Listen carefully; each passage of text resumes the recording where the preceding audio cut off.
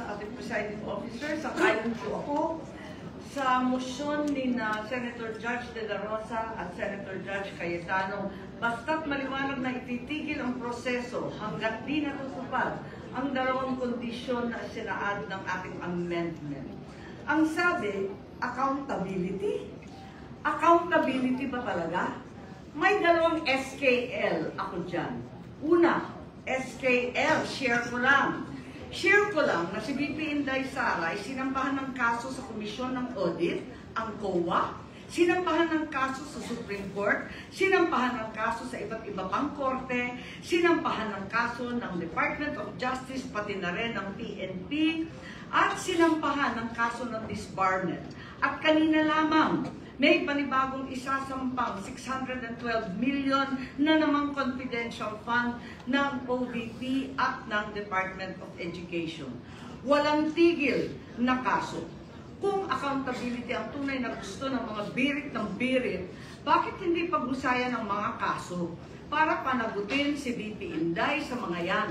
May multa yan, may kulong, if ever mapatunayan. Aba, damang-dama ang accountability kapag ganyan. Itong impeachment na inipit, inupuan, nilimliman, minadali, ibinalibag sa Senado sa dulo ng sesyon, ito ay ang pinakamaliit na iskinita ng accountability na yan. Itong ipinipilit na impeachment, aminin man nila o hindi, ay para lamang manira ng imahen ng isang publiko at walang uuwian, kundi pag-disqualify kay VP Inday Sara para sa eleksyon ng 2028. Yun lamang ito. Pinahihirapan pa natin ang ating mga sarili. Alam naman natin lahat, tayo at ang sambayanan, hindi accountability ito. Tungkol ito sa pagpigil kay VP Inday Sara para sa 2028. Huwag na tayo mag-production number. Yan ang gustong puntiryahin. Kaya ang pangalawa kong SKL, ikalawa SKL, saan ka lulugar? Kapag umuo ka sa pagpatuloy ng impeachment, magpadala ka sa mga ambisyoso ng 2028. Kapag pinadismiss o pinaremad mo naman, sasabihan ka, pinoprotektahan mo si Inday. SKL, saan ka lulugar? Ako sa tama.